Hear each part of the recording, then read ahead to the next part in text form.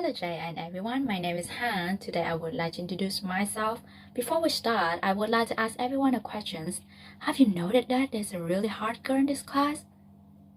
You are looking at her now, but please don't get me wrong. I'm referring to my home country as well as my habits and hobby. And I hope that after this presentation, you will have a better understanding about Vietnam as well as my personality.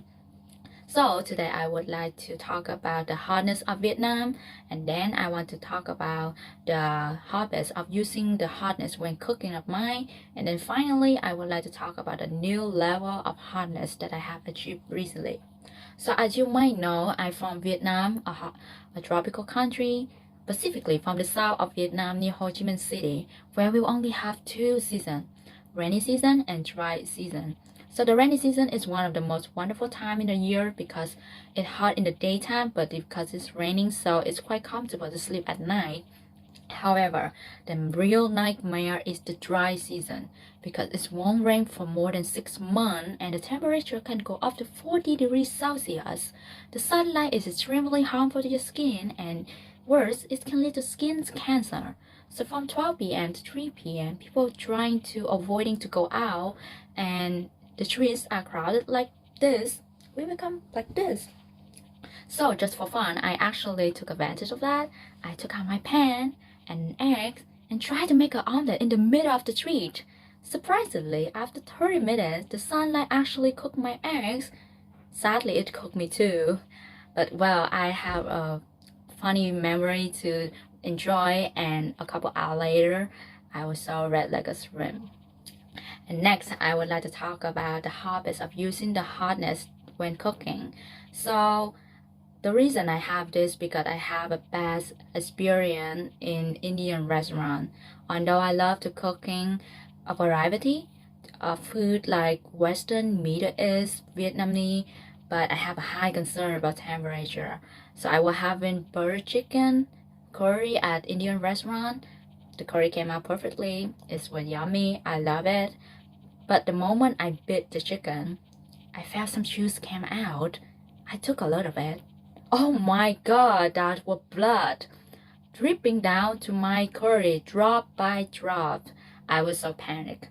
I knew that the restaurant will cook the frozen chicken in a hurry, so of course it was hot from the outside, but it's still cold from the inside. The next day I felt fairly sick and I think I got food poisoning. So since that moment, wherever I cook, if my food are frozen, I always make sure that it can properly thaw to room temperature. But if my food need the hotness, I'll always make sure that my pan is ripping hot. So all of my food that I cook will come out perfectly and I don't have to worry about my health. And finally, I would like to talk about the new level of hotness that I have achieved recently. So let me ask everyone a question. Have you guys heard about the Scoville scale? For someone who doesn't know, Scoville scale is a measurement of the spiciness and or heat of a chili pepper.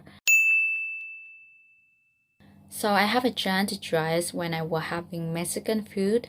I put 5 drops of scorpion tabasco to my taco. Immediately, it burned my tongue badly. I felt fairly sick the day after and I checked it. It's worth 2 million units. Let me describe it for you. Regular Tabasco is here with a 50,000 unit, while what I have is way up here. 2 million units of Scoville scale. It wasn't a good experience, and my advice for you is always check on your limit. If you cross it, it's gonna be harmful to your internal system. So in conclusion, I have told you about the hotness of Vietnam and how I fry an egg in the middle of the street. Then I have told you about the habits of using the hotness when cooking and my bloody chicken experience. Finally, I have told you about 2 million units of Scoville scale that I have achieved recently. And I hope that you understand how hot I am today.